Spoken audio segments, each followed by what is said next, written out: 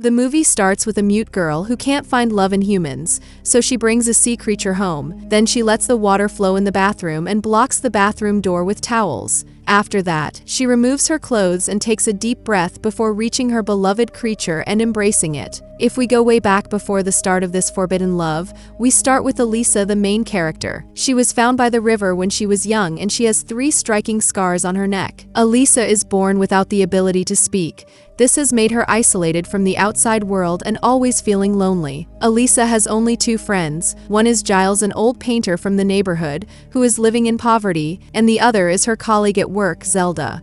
Elisa works as a custodian at a secret government laboratory. She has been doing this job for 10 years. Elisa's life is simple and regular. She wakes up every day and cooks dinner on time every time. She goes to work and clocks in on time, and she never changes the way she cooks her eggs in the water. Although her life is boring, but Elisa still starts each day with enthusiasm. One day she is cleaning the floor as usual when Colonel Richard brings in a large water tank. Elisa goes up to look inside the tank when no one is looking. At the same time, the creature in the tank senses something and becomes irritable. The doctor is afraid that Elisa would make a mess, so he rushes everyone else out of the lab. Ever since the creature is brought into the lab, the cleaners are not allowed to enter the place. They are only allowed to clean the toilets every day until an accident happens. Where Elisa and the others are busy, suddenly hear a screaming noise, and after a short time, Colonel Richard comes out holding his hand and missing 2 fingers. After some time, when Elisa and Zelda are eating, the supervisor comes running nervously and urges them both to bring their cleaning tools and follow him into the lab. At that moment, the lab floor was covered with blood. Seemingly, it was the creature who did this with Richard,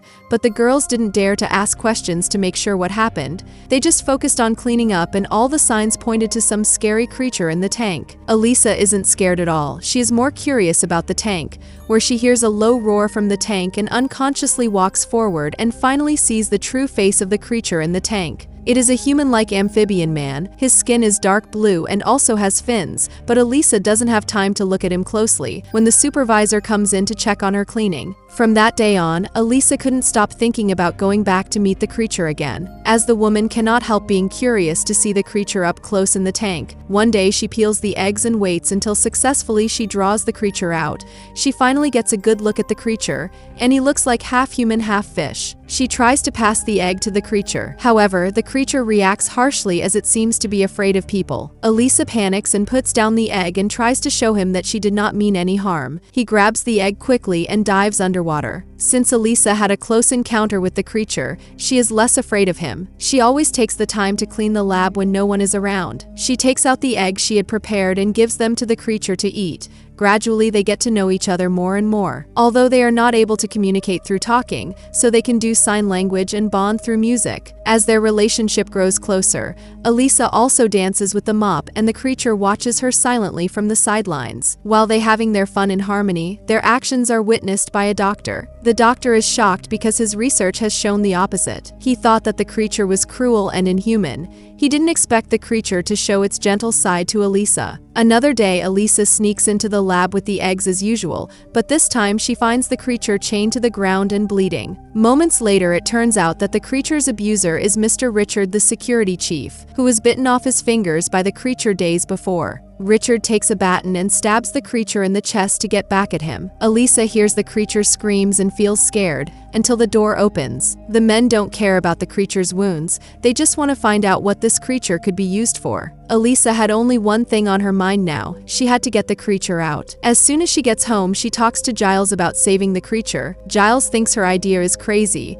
There is no way it would work, but Elisa keeps gesturing in sign language and tells Giles about the days she spent with the creature. Giles feels the deep emotion between Elisa and the creature through her movements and expressions. Finally, he is convinced to work with Elisa to complete this project. At the laboratory, it turns out that the real identity of the doctor is a Soviet spy. He hopes that the Soviets will help him to save the creature, but his boss is not willing to take the risk and just wants the US not to continue the research. So his boss gives the doctor a dose of poison and tells him to find a way to poison the creature. This way, the creature would be contaminated with the drug and will lose its research value. The doctor is very disappointed with this decision. Just as he is preparing the poison and walking into the lab, he senses something strange in the surveillance footage. He realizes that another organization is trying to save the creature, and that group is Elisa and her friends. Elisa had already made all the preparations for the rescue with Zelda and Giles.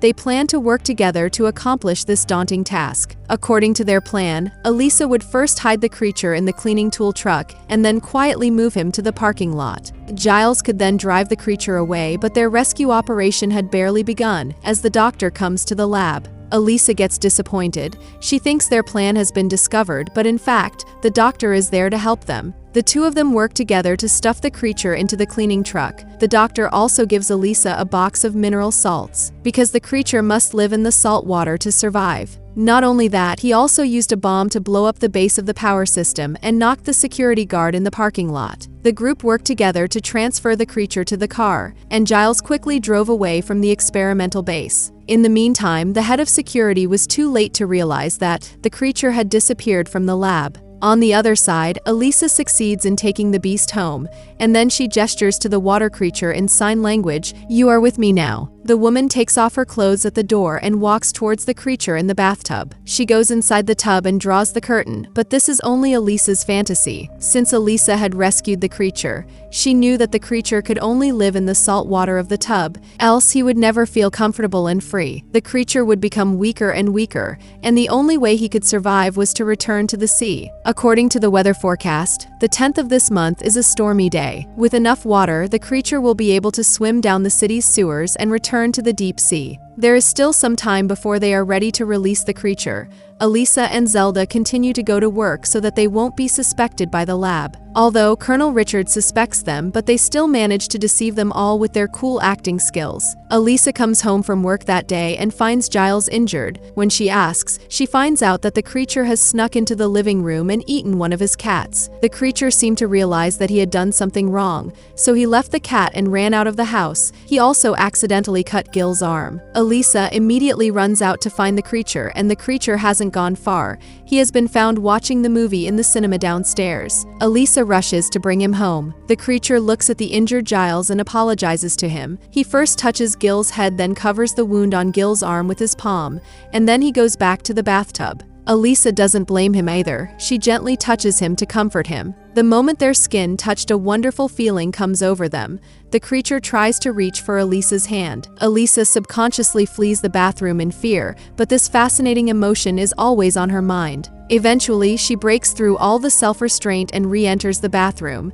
As time passes by, the love between the two has grown as strong as the water that fills the room, and they don't care if it's spilling out of the floor and windows downstairs in the cinema. Causing the sleeping audience is suddenly awakened by the water droplets. When Giles, who received the complaint, enters the room, it looks like the door to the bathroom is breaking apart. Giles rushes and pulls the door open, and then a bathroom full of water pours out. Giles looks into the bathroom with curiosity. The mute girl is happily holding the water creature in her arms, and the water creature is emitting a blue light. Giles knew he had come at the wrong time and closed the door silently. Afterwards, he expresses his shock to Elisa, although he paints what he saw in the bathroom and narrates the following. Elisa could not speak since she was a child. Deep inside, she had always longed for care and love, but he never thought that the mute girl and the water creature would have feelings. They thought they could wait until the 10th of the month in peace, but the head of security had already found out that the doctor was the suspect who let the creature go. Although the doctor denied it, but he is still being watched.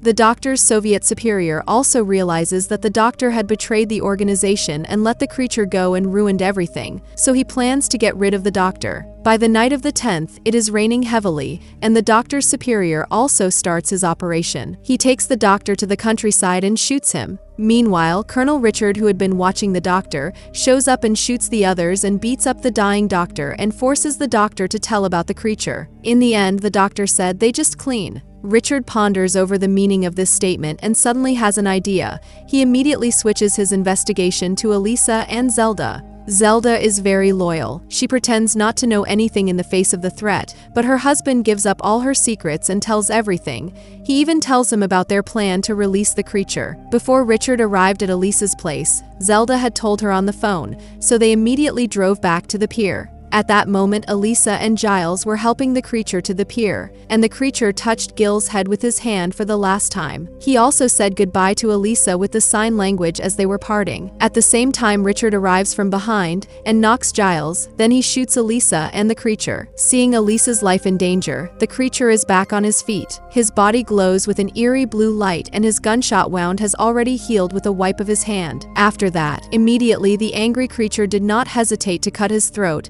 and instantly bleeding him to death. Then he picks up the dying Elisa and jumps into the sea. After that, he kisses her and puts his hand on the marks of Elisa's neck. A short time after, the 3 scars on Elisa's neck suddenly opened up. Bubbles came out of her mouth, evolving fish gills. She is now able to breathe freely in the water. They hug each other tightly and slowly sink into the deep sea. With this wonderful story ends here.